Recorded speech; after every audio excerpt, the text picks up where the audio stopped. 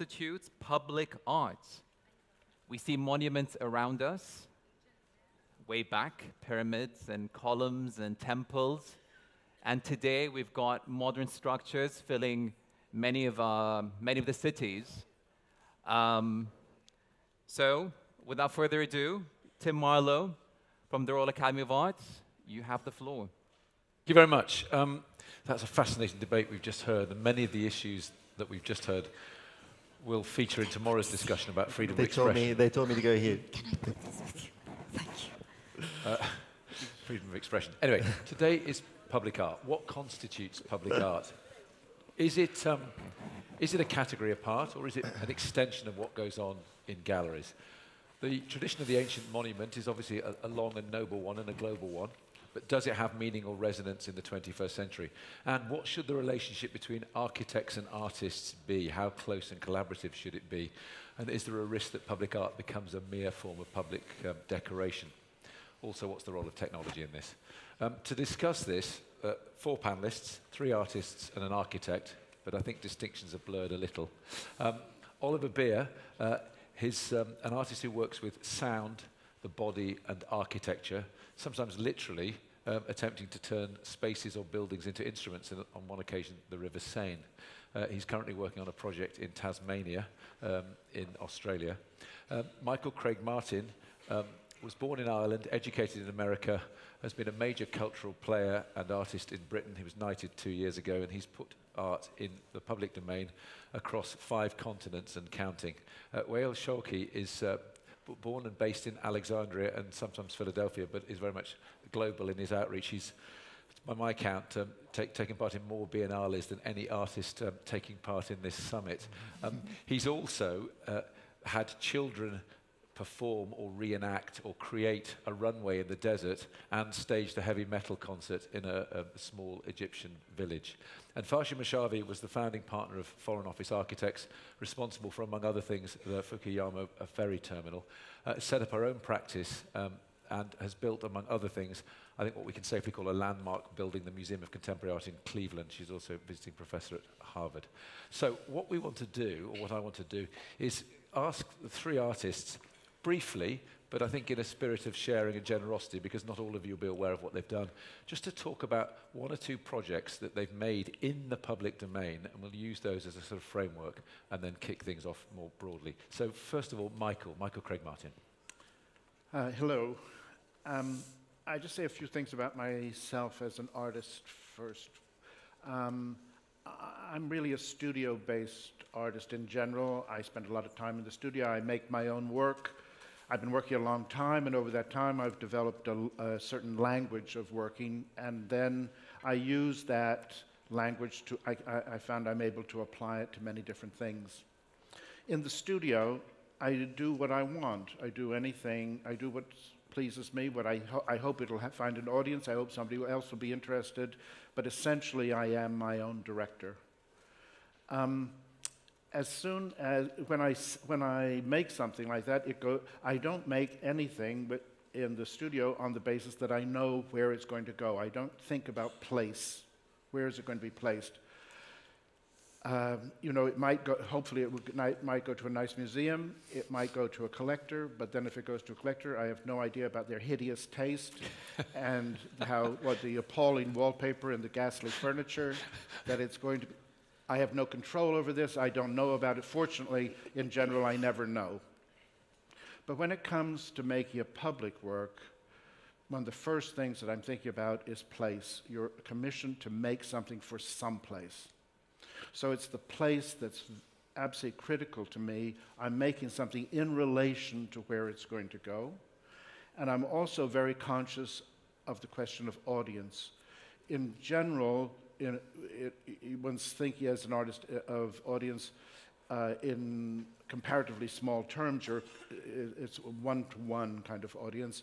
Obviously, in a public situation, we're talking about much larger audiences, but the audiences in public places are different. I did a project in a tube station in London, which is in a very deprived area. And I went to the area many times beforehand to think, who would ever see this? Is anybody going to go there to see this in a tube station? No. The people who are going to see it are the people who go to work every morning from this very depressing neighborhood and want something cheerful to go to work. And when they come back at night, they're depressed and they have to go home, and I want something to be uplifting when they come home. So I'm very much thinking in terms of who this audience is. There's one other thing, which is the question of scale. As an art, if I had a giant sculpture in here, a giant painting, it could be 4 meters high. It would look enormous. We'd all think how impressive it was. It was very big. We take it outside. Just take it outside the door, and it's small. Anything that's big inside, outside, the scale of outside is determined by architecture. Architecture is enormous by comparison with art. To make an artwork even fractionally like the scale of architecture is very unusual. So for me, public situations have to do with scale, and it's also the opportunity to do something on a larger scale. I'm going to show you. Yes, I'm going to show you 3 images of 3 different projects I've done. This is, in a sense, the most classic one because it's a painted building. This is the art gallery in Milton Keynes in Britain. I was very fortunate in that I was asked, as part of an exhibition, to paint the exterior of the building. I used very, very expensive Swiss paint in my work, and ludicrously expensive, I have to tell you. And I managed to convince the company that makes the paint to let me have this amount of paint, to paint the entire exterior of the building in the highest quality artist paint. And this image just gives you a vague example of how vivid it was. Nobody has ever seen a building that vivid because nobody has ever seen a building with that much pigment in the paint. The building was so bright that as the sun went down, the building got brighter. But this idea of an image in relation to an object, that's the thing. My work is based on ordinary objects and also of their relation to the architecture and also of vivid color. My idea of the empty drawer was that, in a sense, that's what the gallery is. The gallery is an empty drawer. You put things in it. Now, one of the things that I think is very important in contemporary public art is modern technologies have made it possible to do enormously grand things on a temporary basis. And I've done a great many works. All the works I'm going to show you, none of them still exist. This doesn't still exist. None of them still exist. Many of them would never have been done, most of them would never have been done if they were going to be permanent. It's because they were temporary that I was given the opportunity to do them. And it seems to me the idea of a public work that's temporary fits perfectly with our time. It makes more sense to me that we make something that has a life of a certain period, a month, 6 months, 3 years. Even of the works that I've done a lot of things that were meant to be temporary, and I've done some things that were meant to be permanent. 50% of the things that I did that were supposed to be permanent are already gone. Things don't last in the modern world. Buildings, you do something for a building, and 10 years later they tear the building down. They change use. The person who commissioned it moves out, and the next person doesn't want it. So I don't see this as a bad thing. I think it's part of a kind of contemporary condition.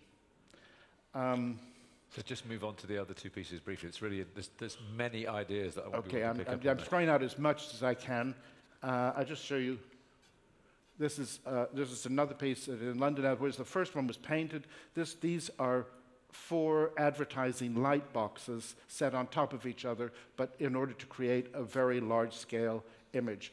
You could see it in daylight. It's made out of vinyl, and it's backlit. And this is an image done obviously in neon, set into the facade of a glass building. So there are many different materials that you can use, but as I said, all of these things were done in a way that was temporary. There's just one other thing I'd like to say concerning the question of a public audience. In general, there are three reactions that a public audience has to a public work. The first one is indifference. Who notices it? If it's frankly, and most of the worst art that's in public, the public is actually indifferent. They don't care. They don't look at it. It doesn't engage them. Who cares? The second thing is alienation. There are works of art that really upset people, that anger people, that people feel is for somebody other than themselves. It's not addressed to the people who are going to be seeing it. Those things tend to get vandalized because they are seen by their audience as not part of their world, not enhancing their world. And of course, the other thing, the thing that one hopes for, is engagement. And that's something that it is possible to do in public work. And when it does that, it performs its proper function. Thank you, Michael. There's many issues that we're going to pick up on there, actually. Well, Shorky, if you'd like to take the clicker.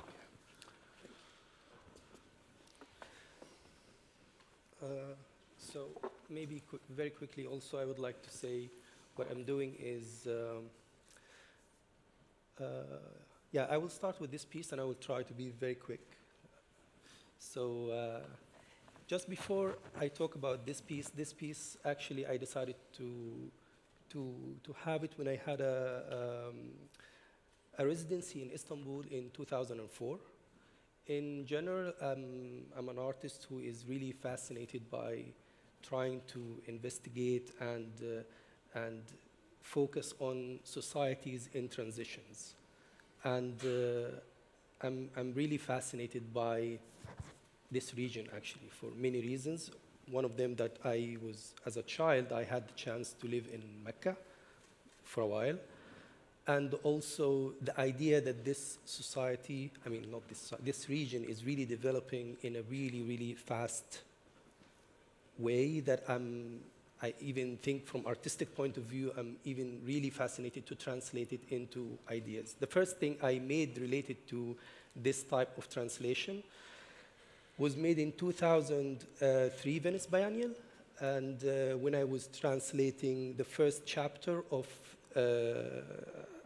a book by Abdurrahman Munif, Cities of Salt, into a video installation. So my work is ranging between videos, installations, performances, many different things.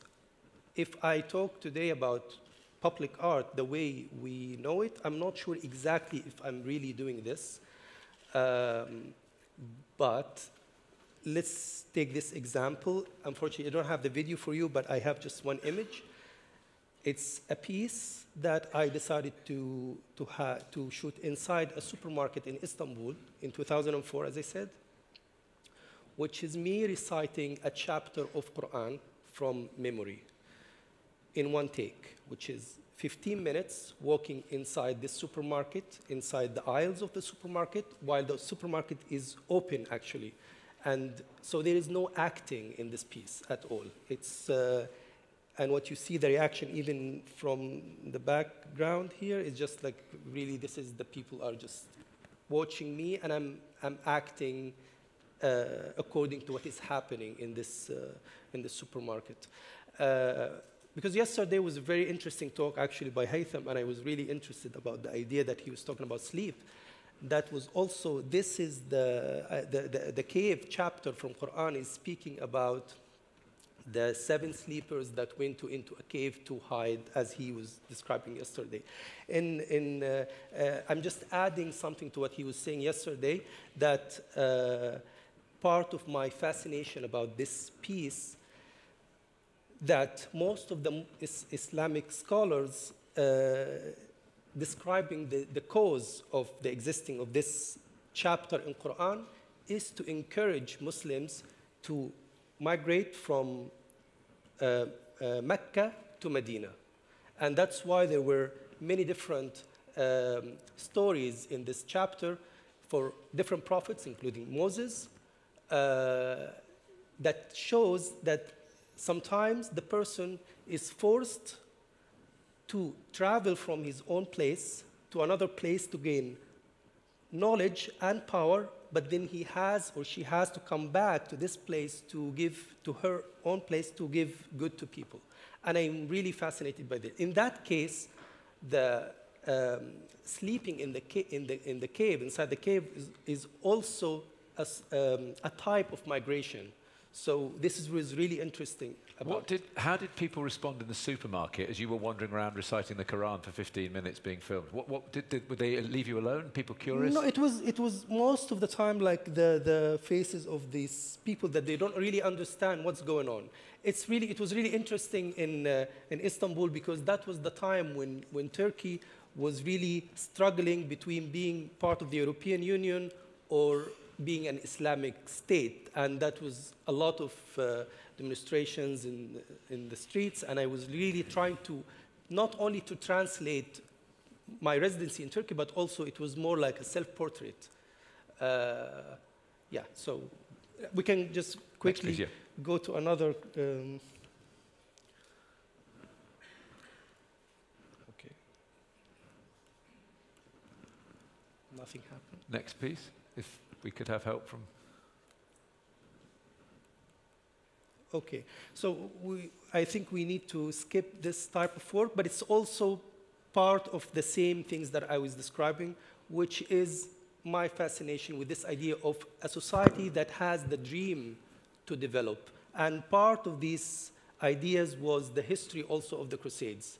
The speech by Pope Urban II that convinced people to travel from the Rhineland, which we can say today Germany, to go to Constantinople, and then from this they go to reach Jerusalem. And the whole history of the Crusades was translated through a series called Cabaret Crusades.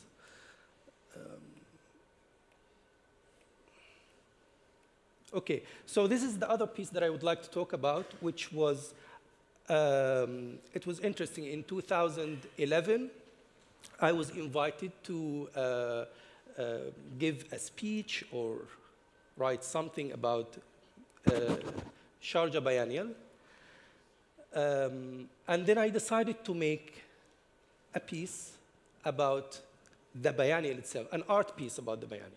And then what happened that I just decided to take the press conference of the Biennial. And the press conference, of course, that was in English, and decided to translate it into Urdu language, and then work with the laborers inside Sharjah Foundations, all the technicians, all the laborers, and try to create a poem in Urdu out of this press conference. Then show it in the following Sharjah Biennial. So that was just the time when we have the workshops. Then we made a poem, finally, with all the laborers. Then I decided to travel to Karachi and find a Qawwali musicians, Qawwali singers. In that case, it was someone called Farid Abu Ayaz and Abu Muhammad. And we made a fantastic, actually, song with Qawwali music that all the laborers actually chose, which is a religious type of music, of course. That was the time also of the workshops. Then that is the opening of the following Sharjah Biennial, that all the laborers and Farid Abu Ayaz came from Karachi, and they made this song in Qawwali. So for me, yeah, this is sort of I can say that's a form of public art in that Indeed. case. I mean, I love that it starts with a commission or a project in a biennale. You take the press release, it's like dropping a pebble into something. Then that becomes the motivation to start to make a piece with people who work in the biennale. Then it goes global or to another country. Then you make music. Then that can be disseminated in a completely different way. Then it reinforms 2 years later a public project in the Sharjah Biennale. I think that's an extraordinary definition of public art or sculpture or art in the expanded field. It resonates very strongly. Oliver Beer. Okay. Thank you.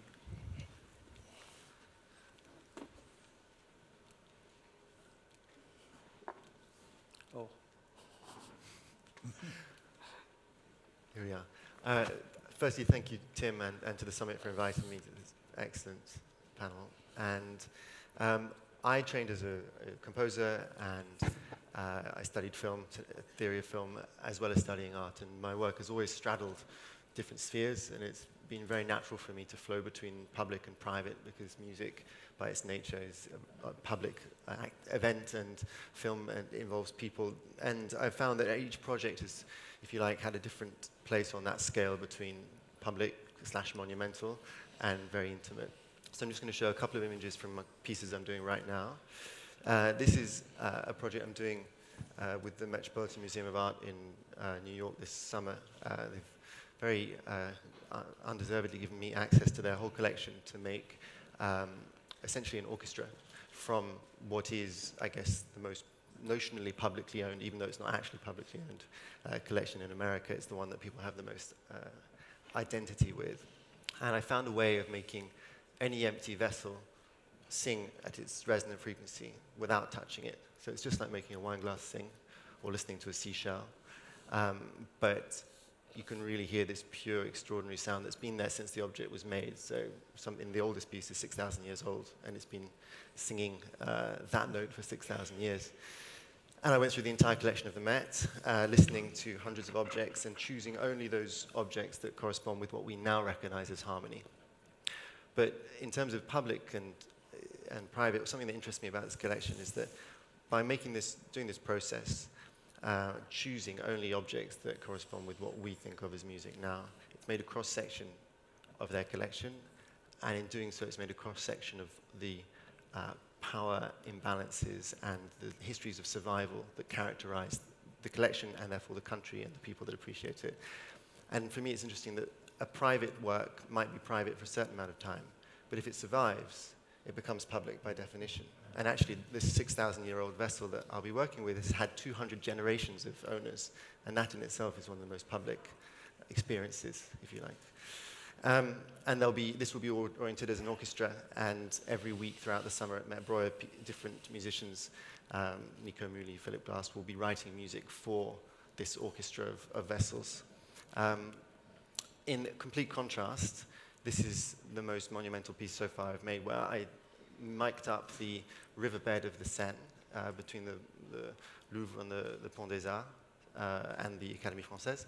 And you can hear the most extraordinary sounds because the river conducts sound 5 times faster than air does, and you hear everything from the metro to the harmonics of the boats to the echoes of people speaking. And it became this, it was for one night, for the Nuit Blanche, and it had this, it was the most publicly owned and public, that's the bridge where they put all of their locks on, you know, to lock their love. Tim mentioned Tasmania. This is just a little gesture I made in a window when I was artist residence with Hermes. I mentioned this to a museum owner in Tasmania and said, we should do this with sandstone, and it should be 25 meters wide and 4 stories deep. And he said, okay. And why not? And so it's about 3 years in the making, and essentially the architecture becomes the body, the ear, the membrane, which is normally so untouchable, becomes actually something that guides sound into you, and so your body becomes the recipient, becomes part of the structure. Just in contrast, when I did the Louis Vuitton Foundation, we're going to talk about the struggle between architect and artist. This is one where there was no art involved, almost. And then finally, a 30-second clip of 500 children who I persuaded to redraw an image each from Disney's Snow White. This is just the most public piece I've ever done because it was made by the public. These kids each drew one image, and ultimately it was all given to the Pompidou Center, and so they all have their work now in the National Collection.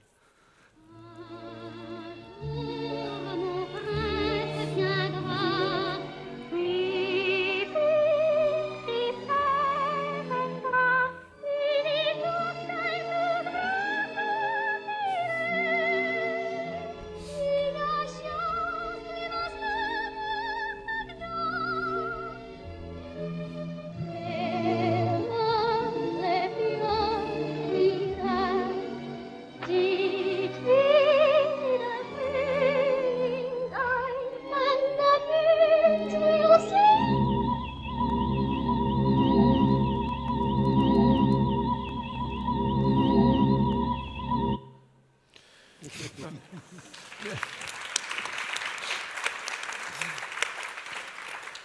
have thought Snow White could have been such a subversive gesture at a culture summit. I mean, Farshid, I don't want to pose an unnatural confrontation between architecture and art. Clearly, there can be, but often isn't. But architecture has certainly in the West been presented until recently as the mother of the arts. This is a Renaissance idea. And it's certainly seen that architecture often provides the site for art. But boundaries seem to be being blurred across the board in this regard. How does architecture and art, how do you see that relationship now? God, I can hear myself really loudly. I think you're right that the idea that art and architecture are very distinct is a more recent thing. It's ever since 20th century when architecture became kind of tied down to the dogma of functionalism. If we look prior to that, art and architecture were together. And architecture was thought of as a kind of art, as a kind of an artistic category, and maybe the largest. And so if we look at a building like Pantheon, we are not thinking that we are missing art or that we are looking at mere building. It's architecture at its highest kind of level, where it is thought of as being both serving a practical purpose and also having artistic dimension. So I think ever since we've divorced clearly architecture from the idea of it being art, perhaps the idea of public art has often been introduced as a way to fix bad architecture, frankly. You know, even today, we would not really go to, you know, great contemporary buildings and think that they need a fix with art. At the same time, architects are used to collaborating with many, many different people to generate, you know, their kind of piece of work. And that can be, you know, collaborating with an artist. But I think it's good if that is not a forced marriage.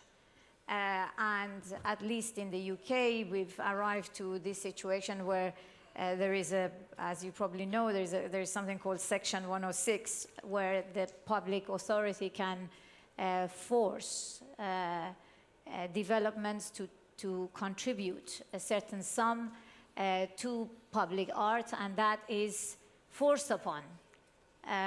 You know, the kind of the buildings or developments, and I haven't seen a good outcome of that kind of forced, you know, introduction of art into architecture. It feels, they often feel like, you know, taking a piece of Rodin and painting it. It doesn't seem quite right. So I think when they are a kind of thought of from the very beginning as a true collaboration, it can create great results. But when they are done as an afterthought, as a fixed, I think that they are, you know, they're often not the best kind of practice of art and architecture coming together. I think there is another, maybe something that relates to this, is really thinking about actually what is public. You know, for architects, you know, we never escape the public arena. Even when you're working on a private house, you are also building the city. So the public is always is a dimension of our work. And even in modernism, with people like Adolf Loos, who damned the idea of ornament or, let's say, art, they simply took it further in. So, you know, out of the street, but inside. So if you look at Adolf Loos's houses, they are full of art and ornament. But they've just gone inside. But then if you look at a private house, there are also private and public dimensions of even a house. You know, a living room of a house is more public than a bedroom. So, you know, we work with these kind of borders, and we evaluate and work between the tension between you know, between the private and the public all the time. It seems to me that the idea that the public means just outside has to be questioned. Absolutely, and I think all three of the artists, in response to being invited to take part in a discussion around what is public art, all three of you have played with the idea of the public and the private, the inside and the outside, and played with that kind of fluidity very creatively. Wael, I just wanted to ask you, as someone, in a sense, whose practice is, you might say, you could say, is more radically antipathetic to the idea of the monument, yet you're working at the moment on a public sculpture outside here in the UAE for the Special Olympics. Do you still, and you're producing an object? Yes. Which you may not want to talk about quite at the moment, but you can. But are you still using the same kind of practice to create that object, or do you have to think differently about putting something in a public place in the way that people might engage with it in ways you have no control over? Yes, of course. Yeah, that's a project happening now. It's a project in progress, part of the Special Olympics. Actually, thank you for Diana Seba, because she's the one who really invited me for this. The thing is, it's a project because the time was very limited. I'm still in the process of speaking to different Special Olympics participants to try to get the exact idea from them. It's more like the idea of having sort of a discussion and try to make different maps and to connect them in big monument. Actually, it's very close by here. It's where we had the dinner yesterday. Well, next year's summit, we can go and look at it. Yes. Michael, I mean, you raised the issue about you have a freedom in your studio to do what you want. When you work in the public arena, or when things are commissioned, it becomes more of a conversation. It's closer to architecture in the sense that there needs to be conversations about what's going to be produced. Do you enjoy that constraint? Is that something to work against? Or yeah, with? Yes, I mean, it's because it's normal in architecture to be dealing in that way, but for an artist that's unusual when you get this certain kind of constraint on what you do, and that does make it quite interesting. I mean, there's one thing that I observed, as you may have noticed, I'm slightly older than the other two artists, and the thing that struck me about both of them is that their construct of the public realm is more social than architectural. That what they were both describing was projects that are built around a social observation, which is much more in keeping with the world of social media, with whether that's specifically involved or not. There's a change. Whereas my work is much more closely related to the architectural world, the idea of a specific place. It seems to me that what both of you were talking about was something where, although place was involved, the thing that was animating it was a social. Is that right? Yeah, it's interesting that actually so I work a lot with architects, and at the stage when a building is taking life, and so it's quite nice to be able to think about how people will behave with it. And it's true that, like, for example, an acoustic intervention into the space might be a formal one, and it might be an aesthetic one and a visual one, but ultimately it comes down to an experiential and individual experience. It seems to be very specific in terms of engaging the audience. The audience is it seems to me that the audience is much higher in the list of considerations. When I was your age, God knows how old you are, but when artists tended to be comparatively indifferent to the audience. That artists did things, as I said, to please themselves, and a consciousness of the role of the audience has grown over my whole lifetime. But it's interesting as well that you said at the start about the indifference of the audience as well.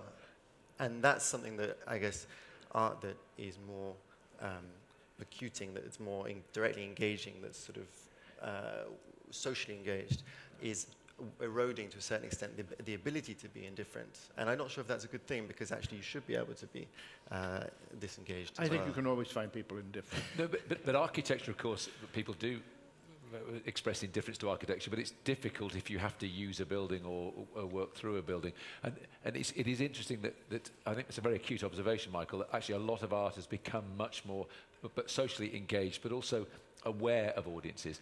Well, without loading the moral responsibility onto you to speak for all artists, does this conversation about working in the public domain, does it shift the responsibilities of artists? Do you still believe ultimately you have only a responsibility to yourself, or do you feel more publicly responsible because of the nature of these kinds of conversations and the context that we're talking about?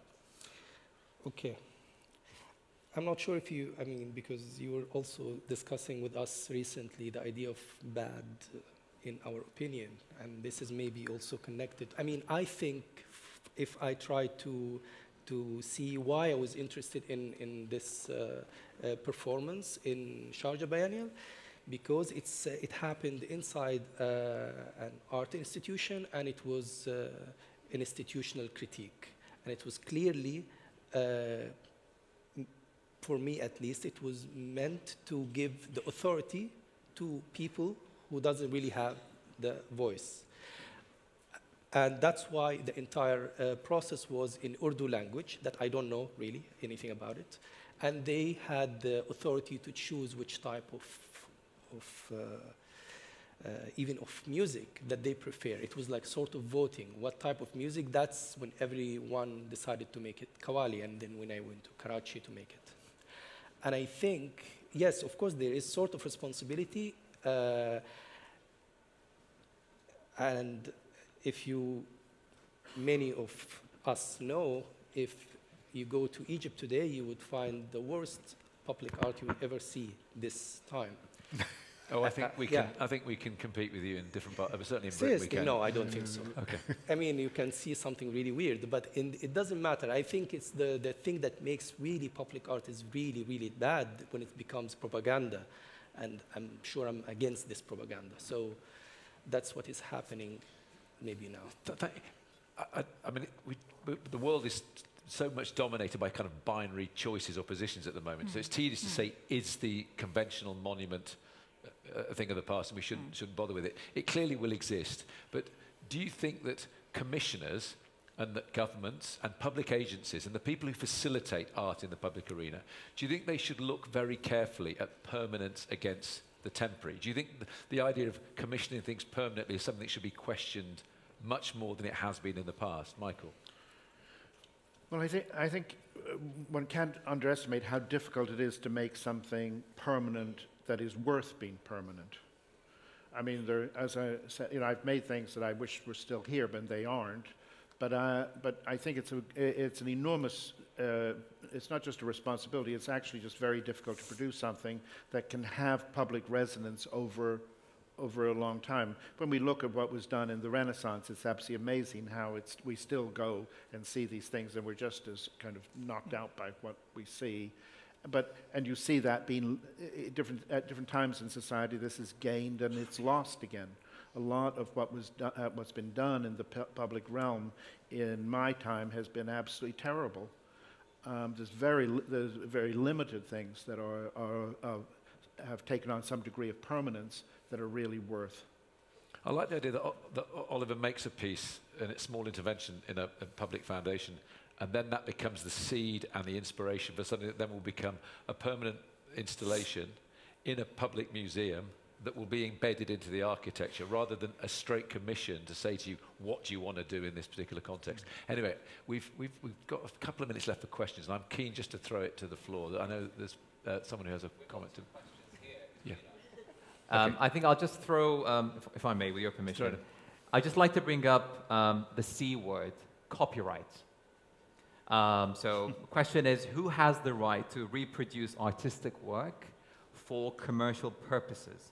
And surely, with the social media platforms like Instagram challenging institutions.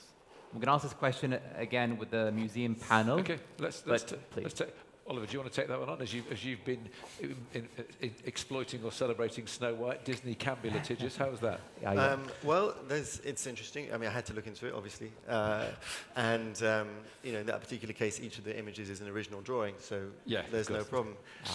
And also within the context of you know, European law anyway, there's a right to pastiche, and this discussion is very interesting and important. And I think it's constantly being broken down. But it's not, I mean, the subject of copyright itself isn't something that I'm particularly interested in, but I'm constantly aware that its terms are changing. Farshid, people talk about copyrighting skylines. I mean, you can't presumably copyright the photographing of a building in the public domain, but you can. I mean, where do you feel? Do you think we should be more fluid on copyright in general? I mean, I think once the work is out there, it should disseminate. So I don't have any problem with people taking pictures and even trying to, or even have a go at copying a building, because it will never be the same when you do it on another site. So it's really interesting that in staging exhibitions in museums, the strict copyright ruling on works of art, and museums are duty-bound to stop the public taking photographs of works that are in copyright and that lenders have said it's not possible for them to do so. But it's like putting your finger in a dam. And actually, in the end, the laws about commercial exploitation of copyright are presumably where the battle should be fought, and not in people's right to photograph and disseminate on social media and so on. Anyway, that's another conference, but thanks for throwing that one into the arena. Can I say, could I just say something about copyright? Yeah. Sorry, Mike. Yeah. I was going to say, I jealously guard copyright to all my own work. But you do run into very curious situations. I have a work that's in the Tate collection. They took certain photographs of my work in their collection. I have to pay the Tate to use images of my own work if I want to put them in a publication. That's incredible. No? Extraordinary. Final one more question, then we go for coffee. If very brief. I was very interested, Michael, especially in when you were saying about the longevity of an artwork. I'm particularly interested in this idea that things shouldn't outlive us in many ways.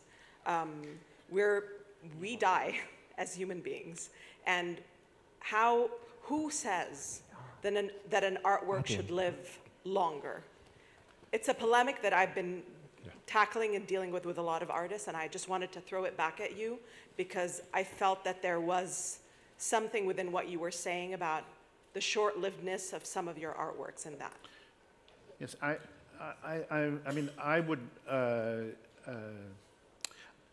I think to me, the most important thing for an artist is their engagement with their own time, with their own moment.